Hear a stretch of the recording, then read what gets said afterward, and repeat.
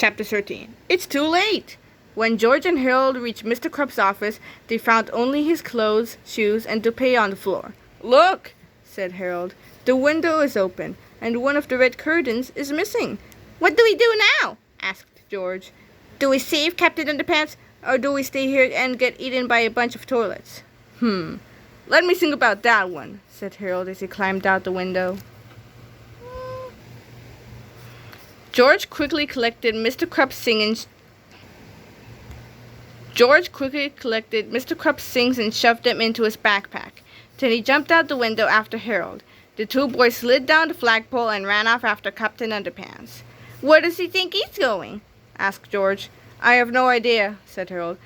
"But we'd better run fast because I think we're being followed."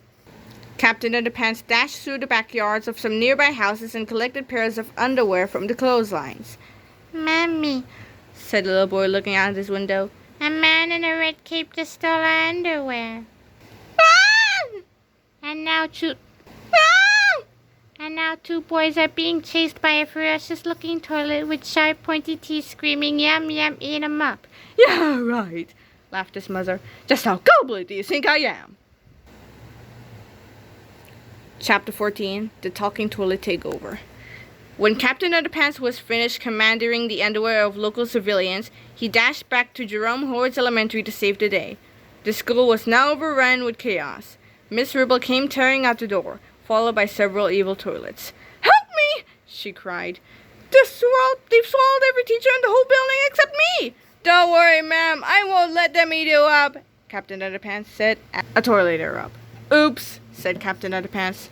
Not only George, Harold, and Captain Underpants were left. They stood on the front lawn of the school, completely surrounded by hungry, drooling toilets.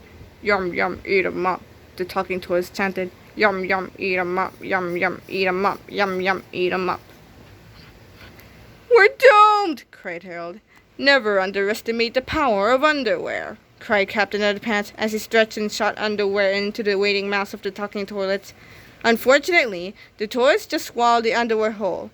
It only seemed to make them hungrier and hungrier. "If only we could think of something that would make them really sick," said George. "Yeah," Harold continued. "Something so vile and disgusting it would make them it would make them all blow the cookies in risen agony." Suddenly, George and Harold's faces lit up. "Cafeteria food!" they shouted, and faster than a speeding waistband, our three heroes dashed into the school. Chapter 15. Cream Chip Beef to the Rescue.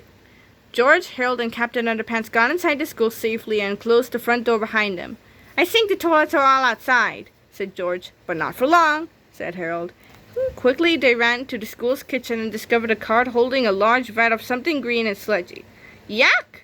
said George, holding his nose. "What is that stuff?" "I think it's tomorrow's lunch," said Harold. "Perfect," said George. I never thought I'd be glad to see cream chip beef." Together, they wheeled the tub of sticky green glop down the hallway and out the side door of the school. Captain Underpants sat on the cart and stretched a pair of underwear over his head like a slingshot. George stood over him, scooped some cafeteria food into the underwear, and stretched it back. Harold wheeled the cart toward the talking toilets. "Tra-la-la!" shouted Captain Underpants loudly. The talking toilets turned and saw our three heroes. All at once, they shouted, "Yum, yum, eat 'em up!" and the chase was on. Thunk. Harold pulled the cart across the playground as the toilets zipped after them. "Fire one!" cried Captain Underpants. George shot a glob of cream chip beef into the first toilet's mouth. The toilet swallowed it whole.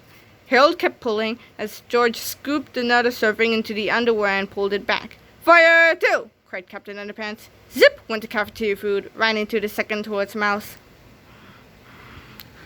The whole process repeated itself until every last toilet had swallowed at least 2 servings of cream chip beef. "We're almost out of ammo!" Captain Underpants shouted. "And I don't think I can run anymore," said Harold, huffing and puffing. "Don't worry. Look!" said George, pointing at the toilets. They had all slowed down and were beginning to groan and wobble around. Their eyes crossed and they turned an odd shade of green. "Look out!" cried Harold. "I think they're gonna hurl!" And that's just what they did. George, Harold, and Captain Underpants watched as the toilet upchucked everything they had eaten during the day. The cream-chipped beef, the underwear, even the teachers all came out without a scratch. Then the toilet spun around in small circles and fell to the ground, dead. George checked the teachers. "They're alive," he said. "Unconscious, but alive." "Wow," said Harold. "That was easy." "Too easy," said George. "What do you mean?" asked Harold. George pulled their comic book out of his backpack and showed it to Harold. "Remember how the Patsy 2000 turned everything on the front cover of our comic books to life?" he said. He asked. "Yeah, so?" said Harold. "Well," said George as he pointed to the Turbo Toilet 2000 in the front cover of the comic, "we haven't seen him yet." Chapter 16. The Turbo Toilet 2000. Suddenly, the Turbo Toilet 2000 came charging out the front door of the school with a terrible crash.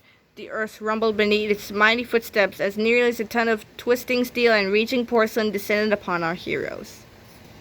"You three meddling fools may have destroyed my army of talking toilets," screamed the Turbo Toilet 2000.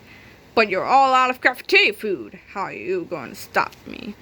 "I'll tell you how," Captain Underpants said boldly. "With Wedgie Power." "Wait, Captain Underpants!" cried George. "You can't fight that thing! I'll rip you to pieces!" "Boys," said Captain Underpants nobly, "I must fight valiantly for truth, justice, and all that is pre-shrunken and cottony." Captain Underpants leaped onto the Turbo Toilet 2000 and the battle began. "I sure hope this doesn't lead to incredibly graphic violence," said Harold. "Me too," said George.